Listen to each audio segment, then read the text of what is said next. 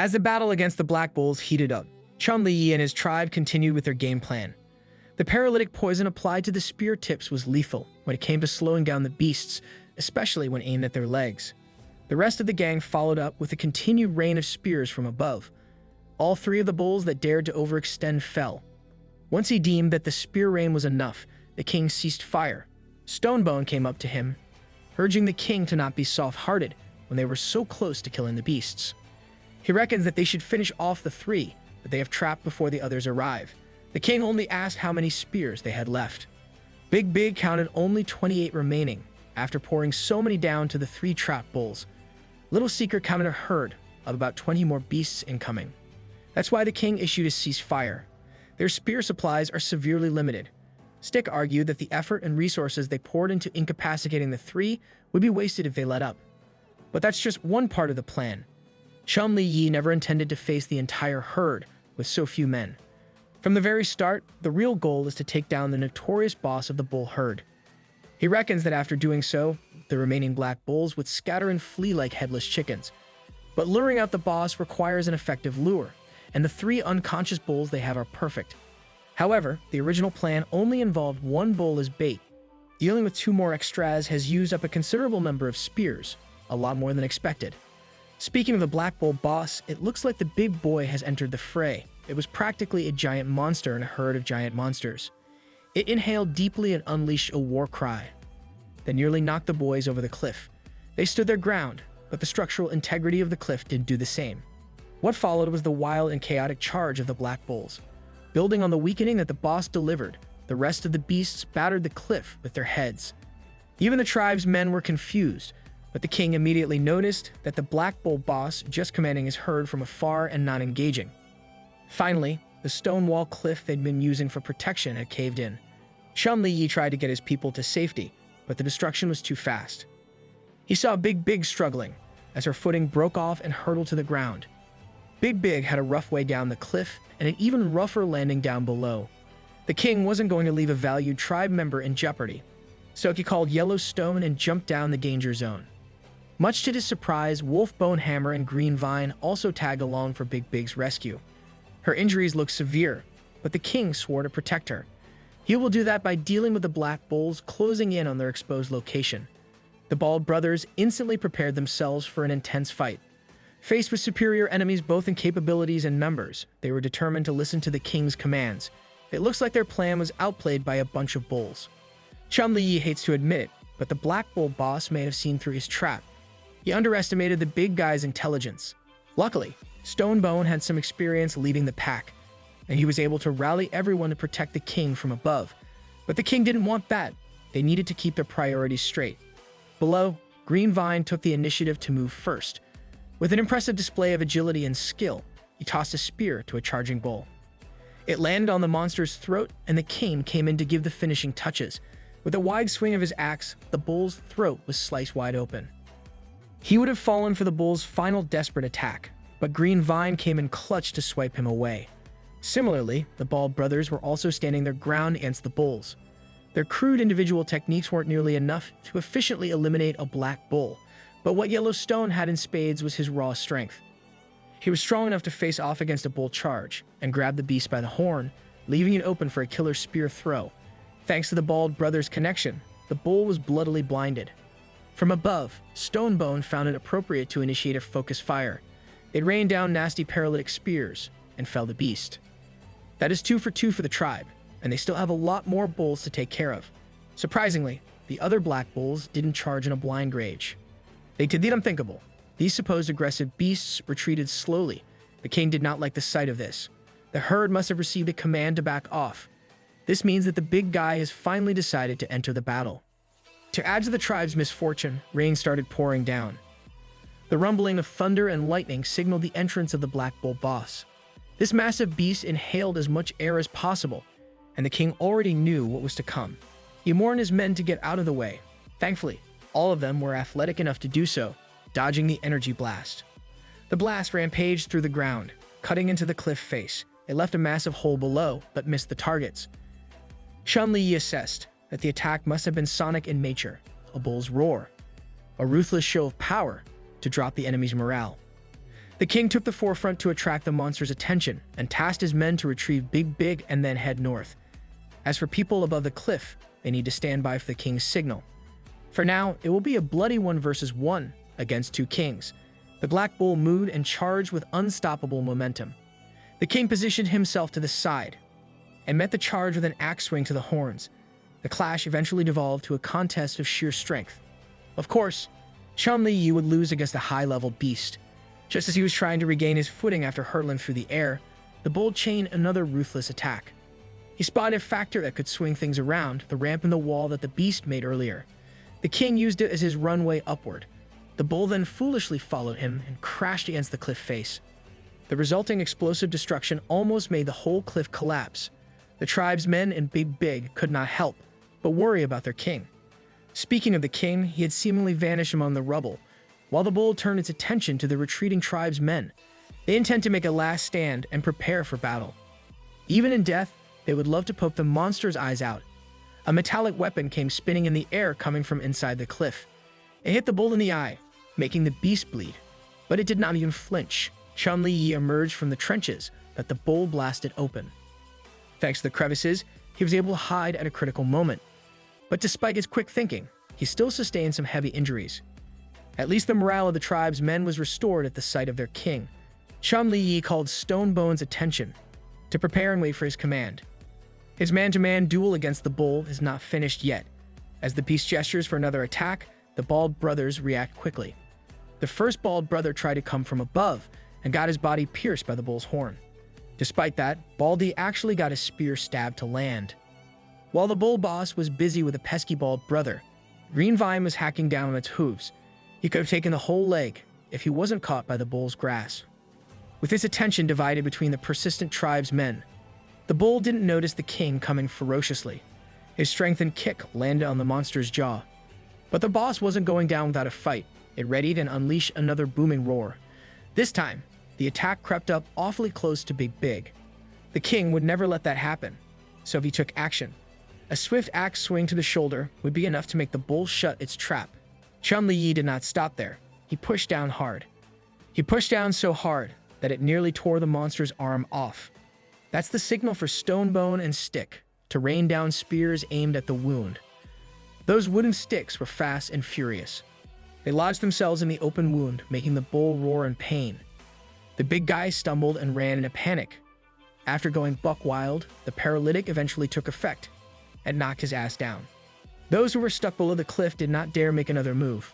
All of them were wondering if they finally did it. Meanwhile, Stonebone and the cliff team were already celebrating.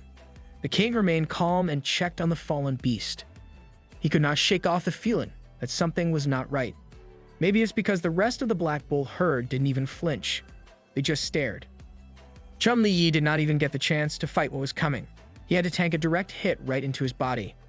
Then comes the earth slam that made the tribesmen fly like ragdolls.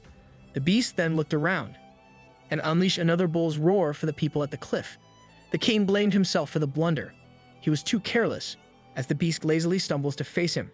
It takes out multiple poisoned spears from the shoulder wound. Much to everyone's surprise, the big guy actually imitated their spear throw. The king was frozen. Maybe this was the end. Perhaps he's going to die here. But there's a certain big lady that would never let that happen. Big Big ran and pushed her king away from danger, taking the spear into her chest. Chen Liyi saw the thick blood flowing, and it awakened something in him. He looked at Big Big's body, bleeding on the cold, damp, and muddy ground. He remembered just how thoughtful, talented, and enthusiastic she had always been with everything she does. Then he looked at the Black Bull boss and felt immeasurable anger. This bastard bull just hurt a precious member of the tribe. That is a mortal sin. Chen Liyi's system warned him that a power overload had been detected as mysterious runes appeared on his arm. All he could think about was driving the bull to hell. He slashed down and released a blade wind that stretched throughout the whole area, extending to the woods. It was so unbelievably sharp that it managed to inflict a mortal wound on the invincible beast. The king bested the beast by slicing the bastard cleanly in half. He stood before his prey, axe in hand, the mysterious runes in his arm glowing. Turning to the rest of the herd, he asked who their next representative was. The herd was scared and confused. Their big boss just got cut in half.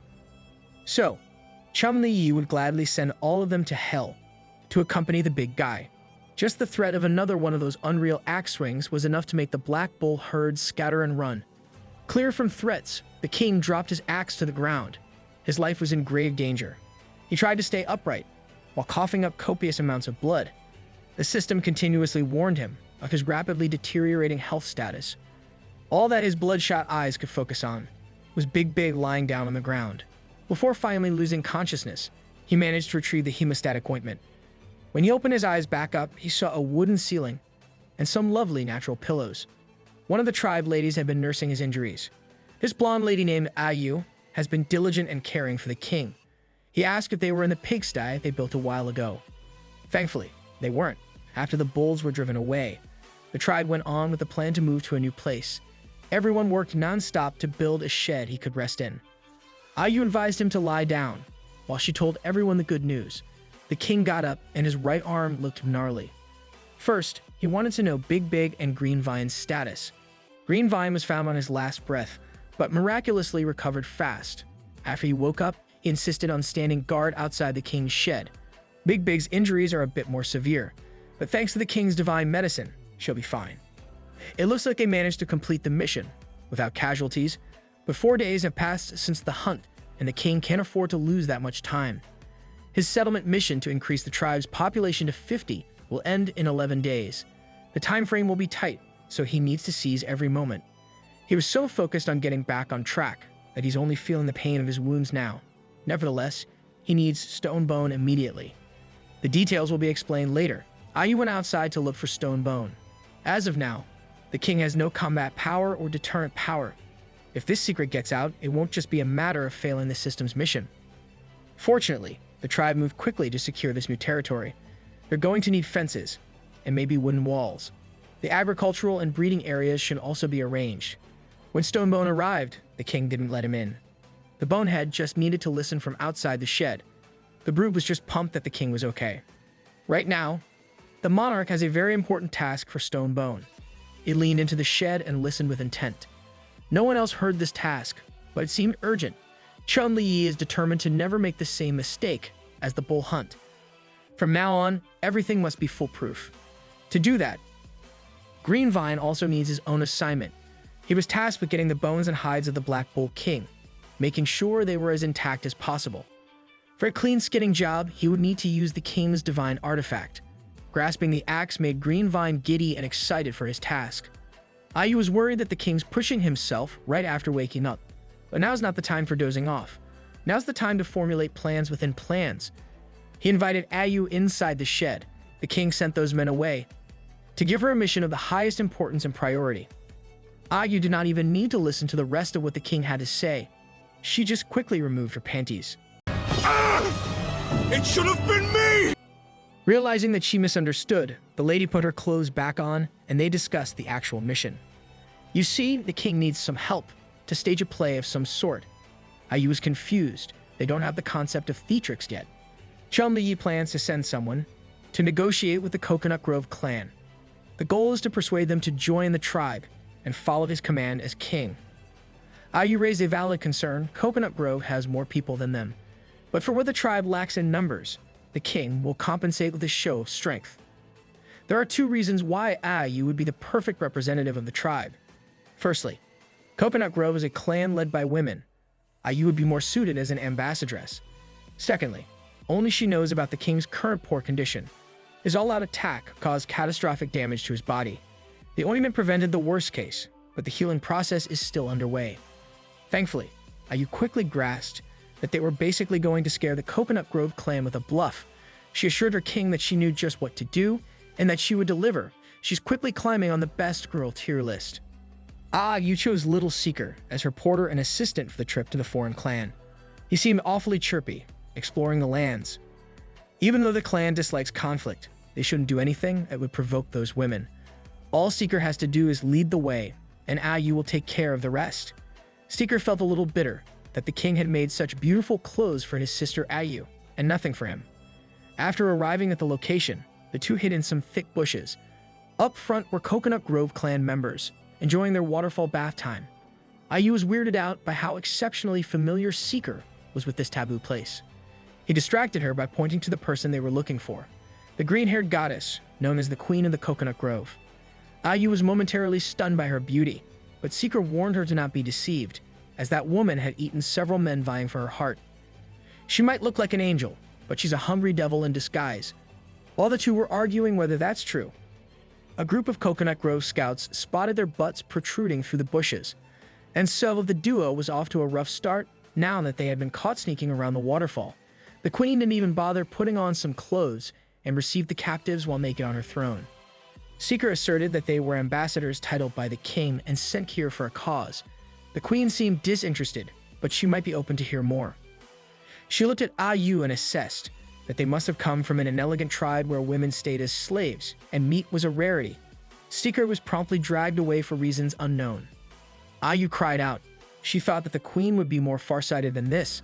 She then declared that the mountain of meat meant for Coconut Grove would now be going to the Bay clan. The queen brought out her thorny whip and let Ayu continue speaking. She heard the phrase "a mountain of meat" and her curiosity was piqued. Ayu continued to detail the existence of large black bulls living near the northern river. The queen thought that she was asking for a team up to hunt these beasts. Ayu smiled. The queen bit the bait. She smugly replied that they didn't need additional forces to hunt those monsters. She stood up and pressured the queen by boasting that they drove out those black bulls and had already claimed the northern river lands for themselves. That's an absurd concept for the Coconut Grove people. They tried to fight that bull herd before and almost got trampled. The queen stood up with an intense expression. Holding the whip against Ayu's face, the queen threatened to do horrible things to those who lied to her. The ambassadress stood her ground and praised her king for personally slaughtering the Black Bull King. The only way to know if her words are true is to check them out for themselves. But this might be a trap. Hearing their worries, Ayu assured them that her mighty and benevolent king could have easily toppled this paltry clan if he so wished. She's best girl, confirmed. Seeker added that they did not come to attack, but to deliver the king's invitation instead. Ayu taunted that if the queen lacked the courage to go herself, she could always send someone else to retrieve the meat.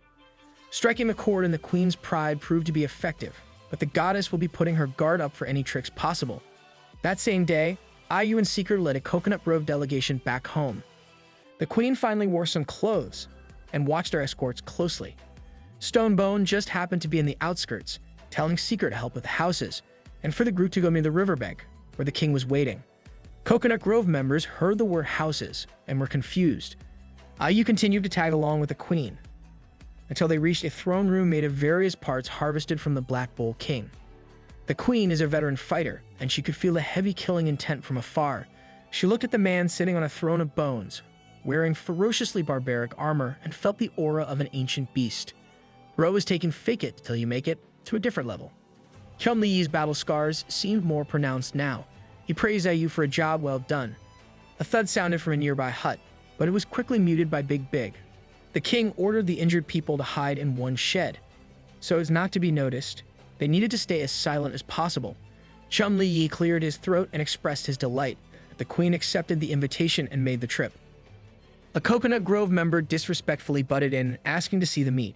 He gracefully pointed them to the area around the shed and invited them to take as much as they wanted. That would be no problem at all, as they have tons of it and only 5 people to carry. Other tribesmen were busy carving up meat, and the Coconut Grove joined them. The meat carvers pointed the women to the bigger carcass on the side.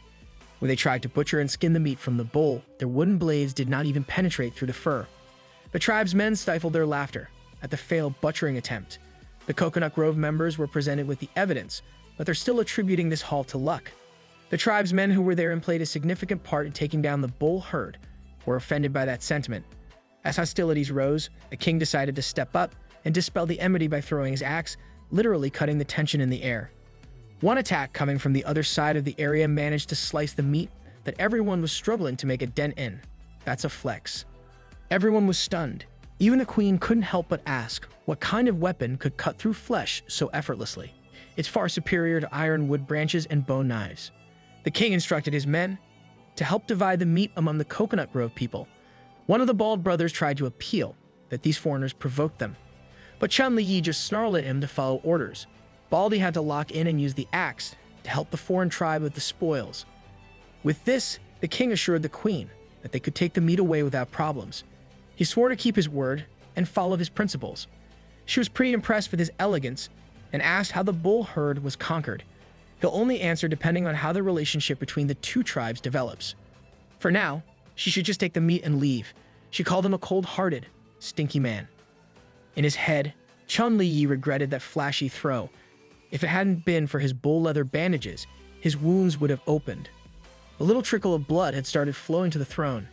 Seeing the blood flow, he tried his best to hide it from view. Ayu also noticed and distracted the queen, offering stone axes for free. With those weapons, they would be able to open the bull's skin and slice its meat. The queen declined, stating that inelegant weapons don't suit her clan. She insisted that they also have powerful weapons unknown to the world. She just hopes that they won't have to turn them on the king someday. The queen hurried her people up. When they were done, Ayu proposed that they come back for more next time, but they had better be quick, as other clans would also take their share. Ambassadress Ayu waved at them goodbye. On the way out of the Northern River lands, the queen asked her people how their covert investigations went. Her hidden troops made their presence known. They reported sightings of bizarre structures called houses. Inside one, there were growling noises reminiscent of boars. The queen was naturally confused as to why those people would make dwellings for wild boars. Another spy reported that the tribe has mastered the power of the god of fire. They saw those tribesmen create flames out of thin air to roast their meat. The only odd thing that they observed was that the tribe seemingly only had a little over 10 people in total. Among them were children and the elderly. It would not be far-fetched to think that the tribe was intentionally concealing their population. The spies could not get any closer, as the nearby trees were cut down, and the risk of exposure was too high. The queen walked past her spies with her head held high. Upon stepping far enough, she brandished her thorned whip, and it made a bone-chilling sound. The spies took the brunt of the queen's anger with their skins. She doesn't want excuses. She wants concrete information. The punishment won't be as simple as a whipping next time. All the spies kneeled to thank their leader for not banishing them out of the tribe. Back in the camp, Chen Liyi could finally breathe, now that the queen and her clan were gone. Ayu immediately came up to her king to check on his wounds. Thanks to the loop of bull leather's strong regenerative properties, his wounds are gradually healing. Looking at Ayu, Chen Liyi noticed that she had unlocked her talent called eloquence. It's a rare one, and it makes expanding the tribe a lot easier. Seeing the king look at her intently, Ayu thought that the king must be lusting over her. Back to business, he instructed the tribe's men in hiding to come out. The king needs to stop his bleeding and continue his recovery. You can only trust Ayu to clean the bloodstains on the throne and Greenvine to guard his shed. The ambassadress looked at her king and winked. She found his whole performance extremely cool. Even a brutal leader like Chen Liyi could not help but blush. Little Seeker had also come over to report back. He praised the king's foresight for the whole operation. They spotted observation posts set up by Coconut Grove spies around the camp as the king suspected. As for the other task, everything went according to plan. Those spies saw what the tribe wanted them to see and didn't see what they shouldn't. That's another load off from Chen Liyi's mind. Everyone has worked hard these past few days, especially Little Seeker, but the kid still has the energy to help the others build houses. Ayu wasn't quite sure if Coconut Grove would join their tribe voluntarily. It's too early to say now, but the plan's only halfway done. When the clan comes over next time, the second half of the plan will commence. Back in his shed, the king lay down, exhausted from a long day of bluffing. He only has 11 days to increase their population to 50. 11 days isn't even enough for him to fully recover. In his system warehouse were basic tools like language proficiency, survival manual, recipes, and the universal map of the area. There's also a small bag of salt and hemostatic ointment for one more use. In addition, the system notified him that the mountain-cleaving axe had been upgraded to the Axe of Pangu. Its appearance and power have been enhanced. His people were only saying it for the lack of a better term, but his axe might have really turned into a divine artifact. He observed the weapon with the system and saw its status upgraded to a legendary tag. It gained the Earth attribute after satisfying the blood sacrifice condition. With this embedded hidden skill, he can use stamina to deal more damage. This transformation must have happened when he got fatally injured in battle. From the description, it seems using the skill requires flawless timing. If not, the consequences wouldn't be as small as a scarred arm. Nevertheless, the evolution of his weapon was an unexpected gain. He wondered if other weapons also have hidden skills or attributes. The activation of his axe almost killed him, so it's useless to think about other legendary weapons now. As for the rest of his inventory, the ointment can really be a game changer. If it had infinite uses, he would hunt all the nearby creatures without fear of dying. The meat that the queen and her cohort took should last 30 people for 2 days. One certainty is that time is limited. Seeker would have to step up in his new role. The king tasked Green Vine to get the kid for the new mission. Seeker immediately ran to the shed with enthusiasm and kneeled on one knee to pay respects. He was tasked with locating the black bulls, and they drove away as fast as possible. Little Seeker did not waste another second and bolted out of the river lands. Everyone's been working extra hard these days. They deserve a small gift. Day 10 and 9 passed with Seeker going around the area, tracking the bull herd. With 9 days left for the population mission, today's the day to take action. Chen Liyi made stone spear heads, a bone whistle, and a bullhorn water flask for 1 tech point each.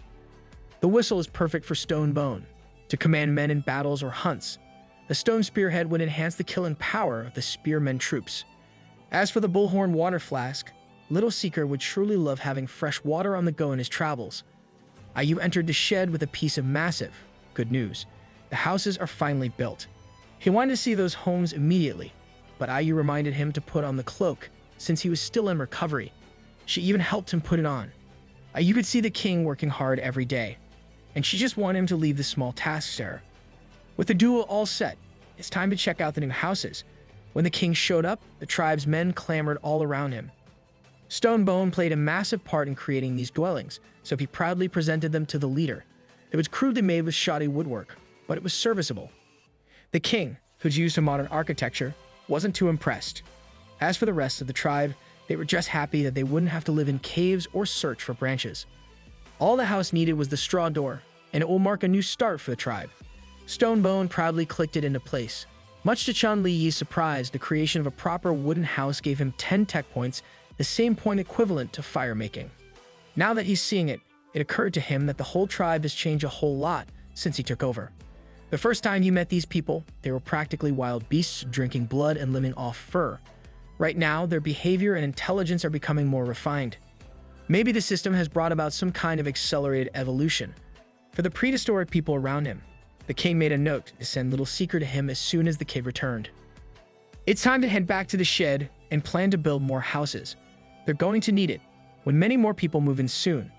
Little Seeker suddenly stole the show, running like a madman, yelling that he had found what he was looking for. The king praised the exhausted Seeker for a job well done. With this, they can finally move on to the second half of the plan.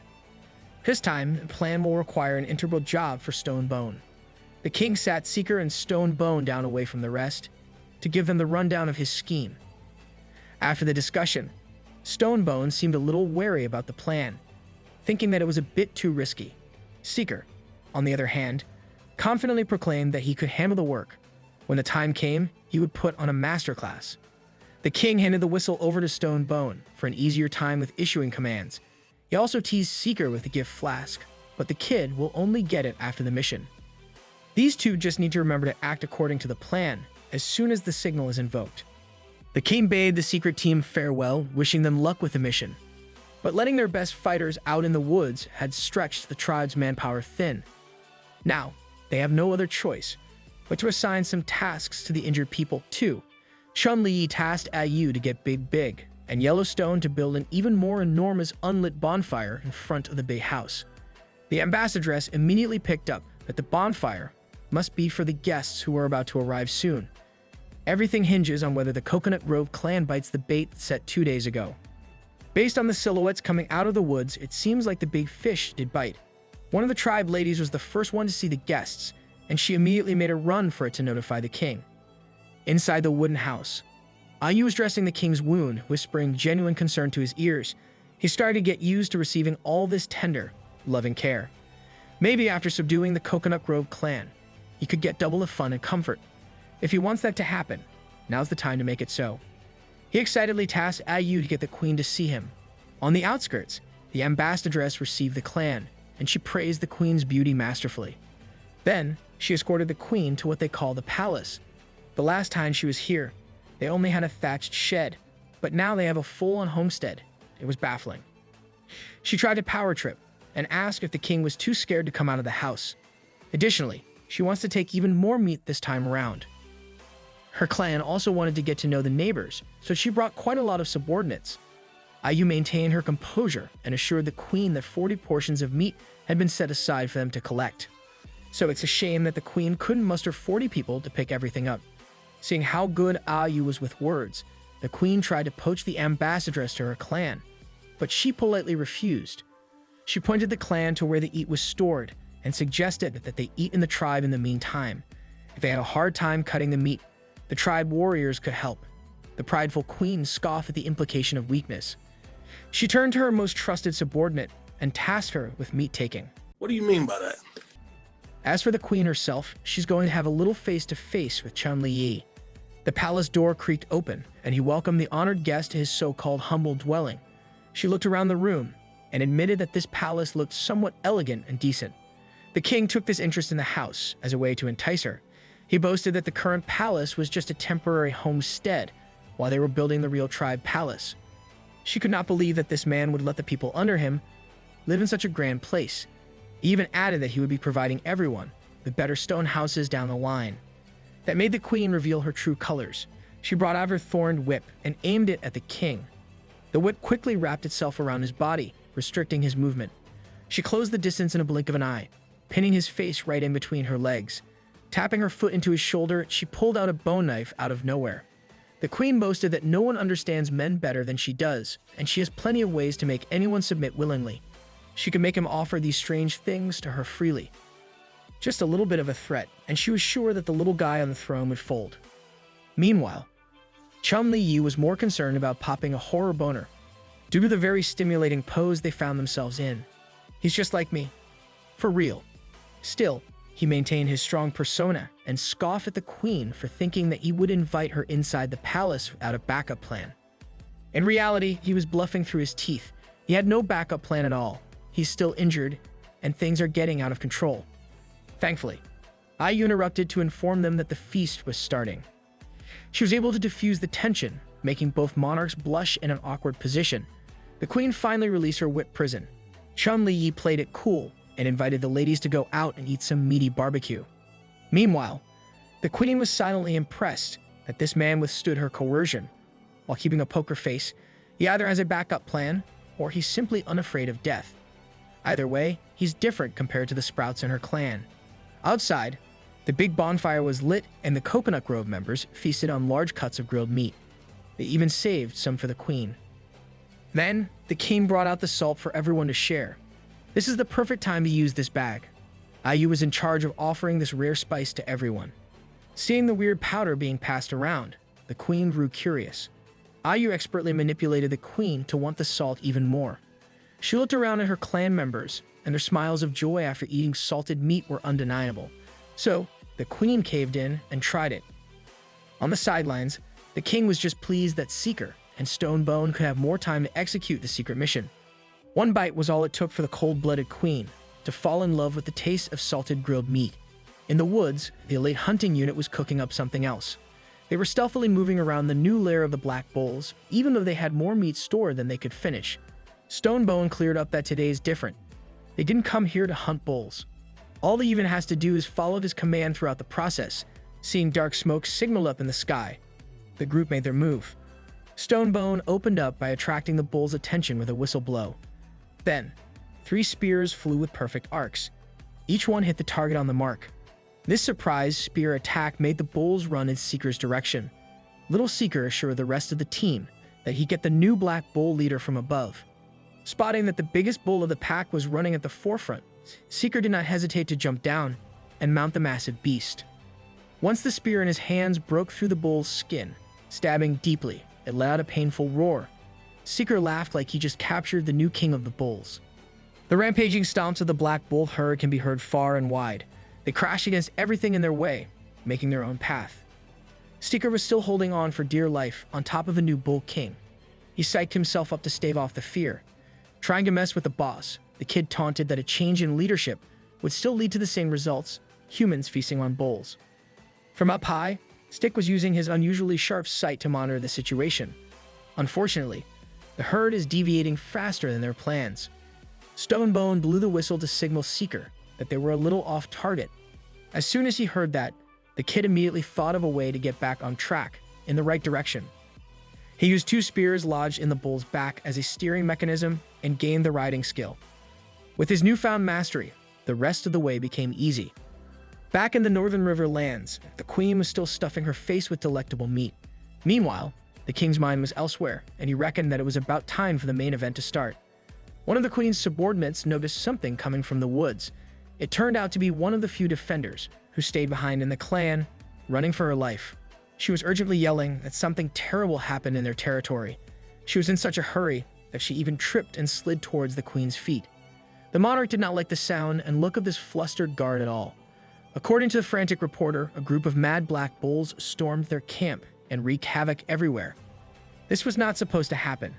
The one day that they decided to leave was the day an attack occurred, but the queen was too angry at the bulls to see that. They've always made it a habit to stay away from those troublesome beasts, so what happened?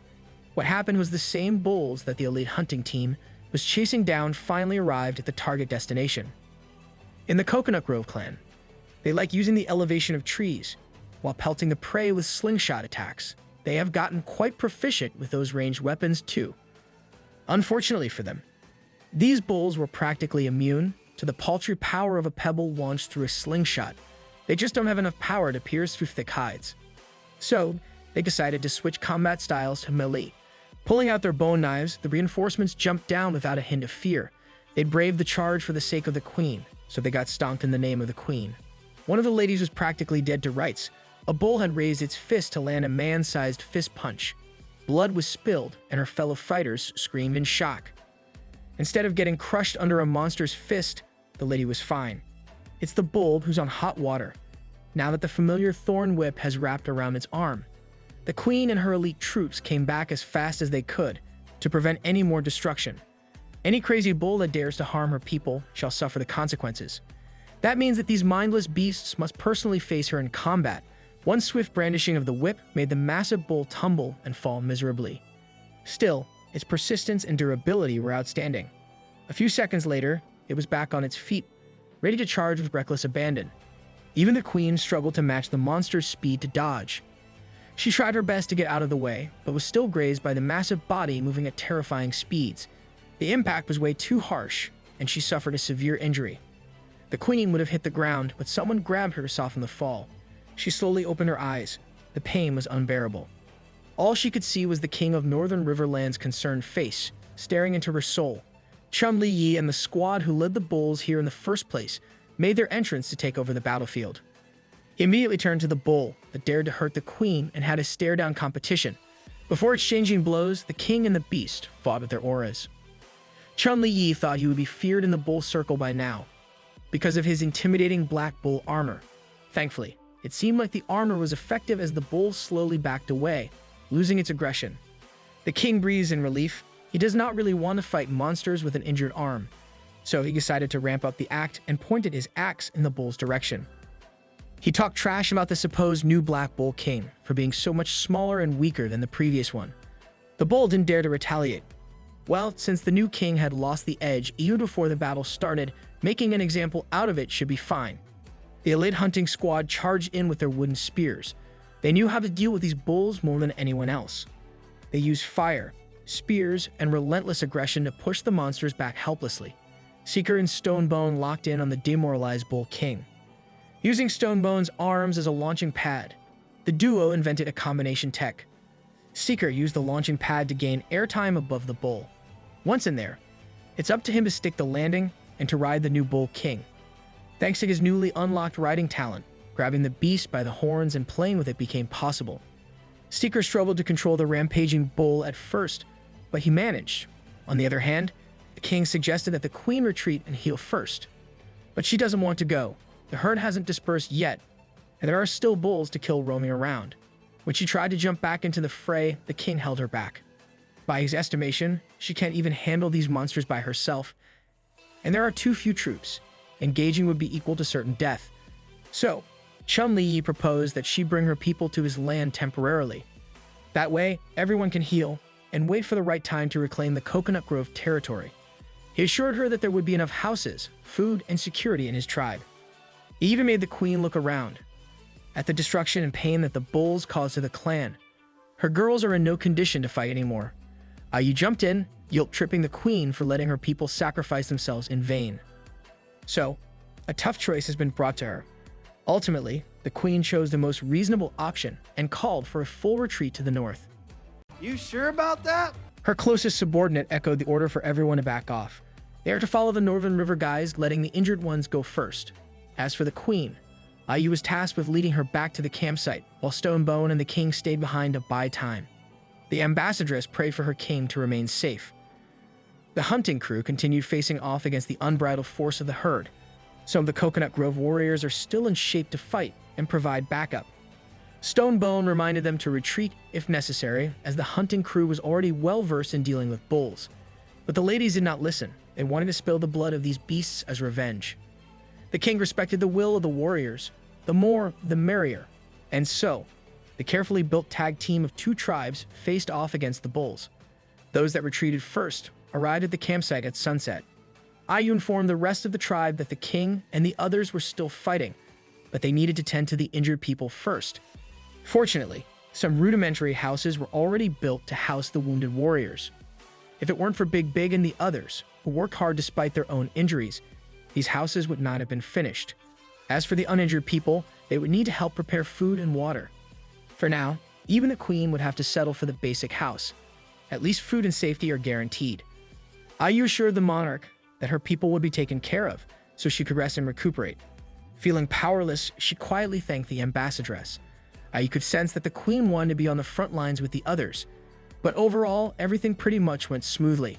Yu remembered talking to the king about the second half of the plan. They aimed to focus the entire scheme to subdue the Coconut Grove clan with the least cost possible. The tribe can't afford any more injuries after a tough battle for territory. Seeing things play out according to the will of the king raised Yu's belief in Chen Liyi. The last steps will take place the next day. The warriors that stayed back have arrived back at the camp. Big was curious about what exactly happened in the fight, but it was pretty uneventful overall. The queen's closest aide stood guard in front of her temporary housing and felt the shadow of a cloud loom over her. Turning around, it was just Big's massive frame blocking out the sun. She just came over to extend an invitation from the king to the queen, as there's something important he wants to discuss with her. In the so-called palace, Chen Liyi diligently assessed his current task. He had only 8 days remaining to complete the settlement's main quest. Time is running out for the king. After hearing a knock on his door, the king set the worrying aside. Finally, he could get some face-to-face with the Queen of Coconut Grove again. Yu had already given her the rundown of the tribe merger proposal. She just came to the throne room to personally give her answer, and that answer is a big fat no. She does not need some rising rookie forcing her to get absorbed, just because her clan is temporarily weakened. The king argued that he was not forcing the merger. He's merely proposing a trade. He can teach the clan how to build houses, craft excellent weapons, and even fire-making. In exchange, all the Coconut Grove clan has to do is coexist with his tribe. They just need to accept his rule and stay under his wing for protection. Just as the Bulls incident showed, some things require more than courage. He added that the queen was aware of the brutality of the Bay clan and the strength of the Giant Stone clan. Right now, Coconut Grove is a wounded fawn, and soon, bloodthirsty beasts will follow the scent of their blood, hunting her girls down mercilessly. The queen was well aware of that possibility. But bringing this proposal to her people is not that simple. Forcing her girls to accept the rule of a stranger would be a tough sell. That's unless they do this traditionally. Her people would only accept a new ruler in the event of defeat in a fair duel. Chen Liyi let out an imperceptible smile after hearing that. He immediately accepted the duel. As the two monarchs came out of the palace, everyone stood outside, chattering. Since the queen is heavily injured and cannot participate personally, the king would graciously step down too. He would send Stonebone to fight on his behalf instead. Being the best leader and fighter full of confidence certainly makes him suitable for this type of fight. On the side of Coconut Grove, the queen's best warrior, Yu, will represent their interests. Stonebone had become familiar with this girl with braids. They fought the bulls together after all. He playfully warned her to be careful, not to get hurt. She returned the insulting warning back, cautioning the big guy to not get pecked by her eagle. Stonebone opened up the fight with a wild charge, while brandishing his stone axe. Yu calmly responded with a throwing dagger. It was fast, but Stonebone just looked at it like a mere bone knife. Then he realized that his opponent deliberately positioned the knife to hit the king if he dodged. This is a nefarious plot. However, little knives are no match for Stonebone's sheer force. What he did not account for was his second knife. It hit him in the head and shattered his bone mask.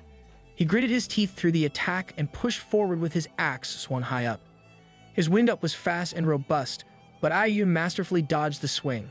Then, the shameless dirty tactics began. Among the crowd, another Coconut Grove warrior threw a flying dagger to Stonebone's face.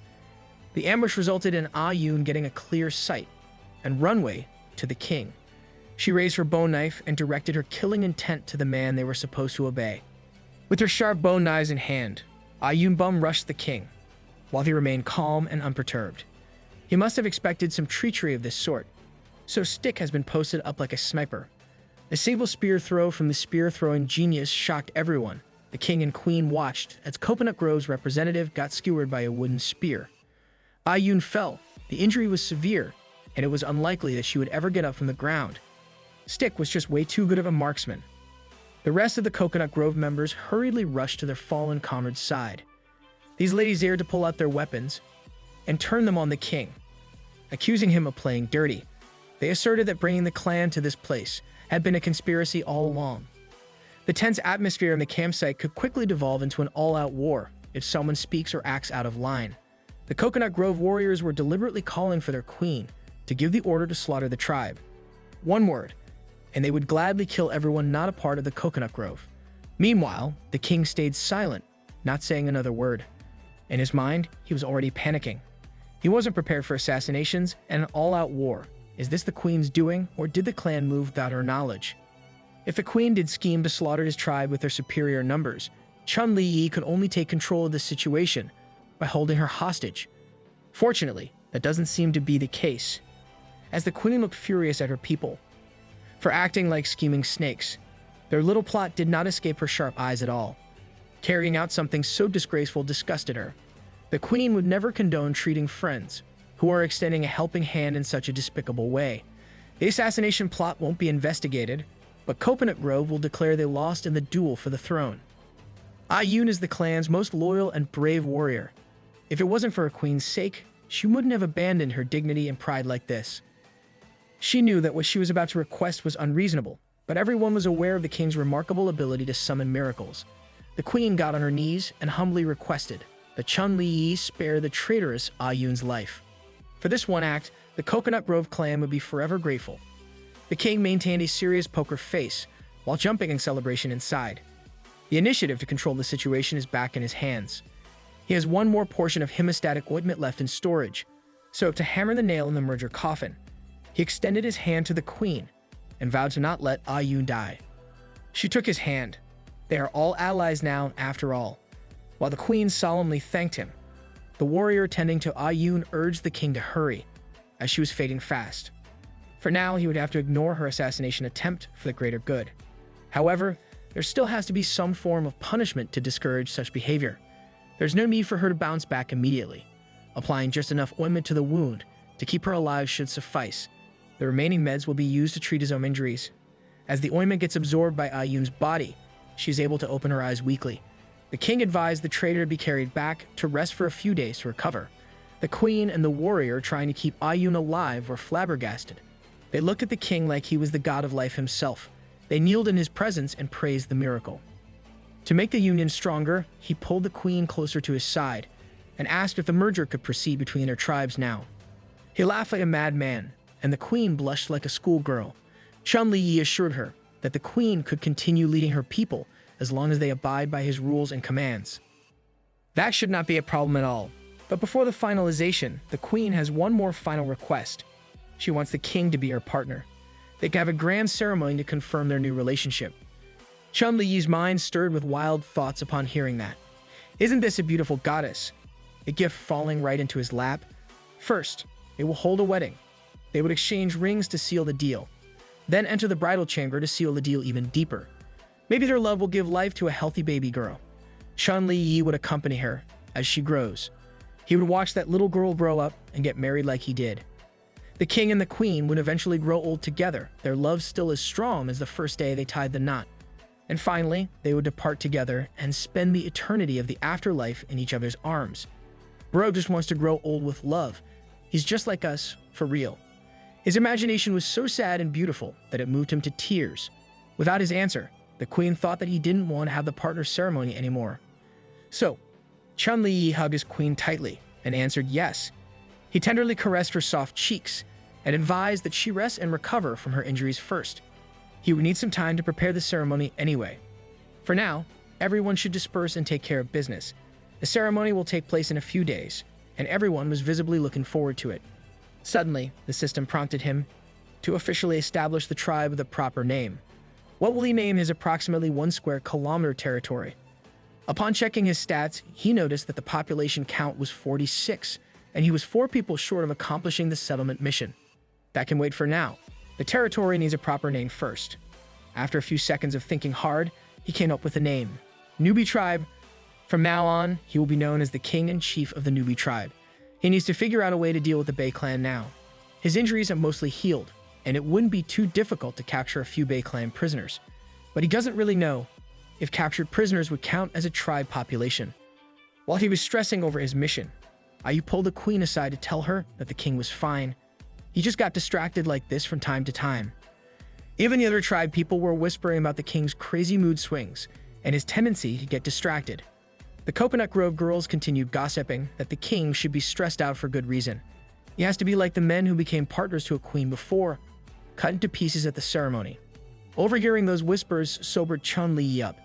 Is he really about to become dinner, devoured piece by piece on the day of his wedding? Congratulations, you played yourself. The king can't shake the thought of being eaten by the queen on the night of their marriage.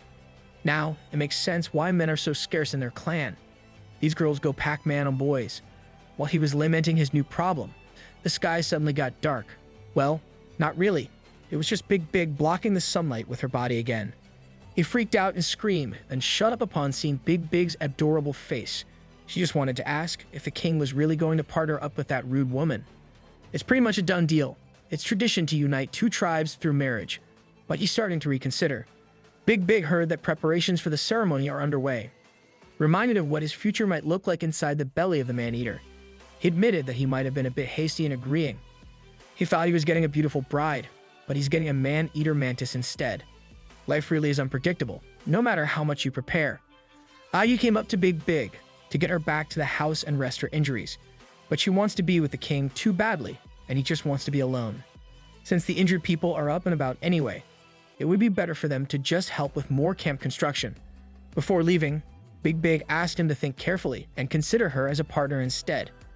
Ayu believes that the big girl would just squash the king. Well, it looks like the king has to find some way to break this ceremony off. The next day came and got out of the palace bright and early. Much to his surprise, Big has been leading the warriors of Coconut Grove in the construction efforts. Looking at the map, everyone's getting along well. The additional manpower is expediting the construction of houses. But today, the king has one mission: to talk to the queen about breaking the ceremony off. He walked through the farming area where the Coconut Grove clan temporarily resides. Some of the girls must have noticed that he was looking for the queen, so they pointed him to the river to the north. Upon arriving at the riverbank, he saw the green-haired goddess bathing with her attendants. Seeing the king arriving, the attendants humbly took their leave. The queen turned to her would-be partner and playfully greeted him. Her skin shone with the river's glimmer, and she asked if anything urgent came up. Starting slow, he assured her that they were good. He just wanted to check if her injury was healing. She gladly informed him as she would be back in tip-top shape in another 2 to 3 days. Licking her finger, he asked if the king would like to go in the water to check her body himself. Maybe he wanted a taste in advance. Scared of what that may imply, Chen Liyi meekly declined. Changing the subject, he brought up the awkward fact that he doesn't even know her name yet. The queen smiled, her face reflecting the warmth of the morning sun. On the contrary, the king looks like he's about to pass out. She finally stopped teasing him with silence and revealed that her name was Little Cove. That was the name given to her by the former queen of the clan, but ever since that queen was exiled, no one has called Little Cove by her name. Basically, her clan eats or exiles people. They might as well rebrand to the Praying Mantis clan at this point. Seeing a chance to clarify the situation, he asked what happened to the partner of the former queen. Little Cove answered that all previous partners have been devoured straight up. It's a clan tradition for queens to eat their partners to absorb their power. Hearing such terrifying words come out of such a beautiful face is giving Chen Liyi whiplash. However, the current queen has no intention of continuing this brutal tradition from those who came before her. It's too elegant for her. Furthermore, she's only been on the throne for a short while and she never had a partner. So naturally, she never had the chance to eat a man. Chen Liyi heaved a sigh of relief like he never had before. He waved her goodbye, reminding her to rest and drink water as he took care of the ceremony. Since there won't be any cannibal stuff in the wedding, he'll need to clear things up with Big Big. Sensing that he was getting too comfortable, the queen left him with a little innocent warning. While she doesn't eat people, if someone were to wrong her in the future, she would not hesitate to cut off something excess inside his pants. Ladies and gentlemen, we got him. Anyway, today's lunch is chopped carrots. Seeing the kitchen from where he was standing, the king took the warning seriously. He walked all the way back to the palace to organize his schedule. With 7 days left in the settlement mission, capturing a few prisoners might be the easiest way to pump the numbers up. He called up Stone Bone, who was busy with construction work nearby. He told the bonehead to take charge of the tribe while he goes out for a while. In case of emergency, he will be at the South Beach. The South Sea Beach showed him an unexpectedly grim sight. Several lifeless Bay Clan members were mysteriously strewn around the white sand, flies buzzing around the corpses. Chen Liyi asked himself what had happened to the Bay Clan. Had they been wiped out of existence? He observed the bizarre situation from a safe distance. He saw a few dodo birds surrounding the corpses. These guys must have remembered how they had been hunted by the Bay Clan, so they came over to exact revenge. Seeing that there were no immediate threats nearby, Chen Liyi checked the situation closer, kicking out the birds. Since these little critters dared to roam around the beach, it should be safe to investigate. The bodies still have elasticity, and there's no stench yet. The altercation must have ended not too long before he arrived. Bay Clan people have exceptionally sharp claws that weirdly match the wounds of their own kin. Did these water lunatics wipe out due to infighting? A civil war of some sort? It would be best if the king could find a few survivors to question. Looking at the water, there seems to be a face-down corpse with no external injuries. The contorted, agonized expression suggests a slow and painful death, though. Its hand was tangled with filth in the struggle, and there were signs of choking. But how could these aquatic freaks meet their end on their home turf? There are too many questions to ask, and not enough answers to get. The king's inquisitive thoughts were interrupted by Little Seeker, coming to find him with urgency.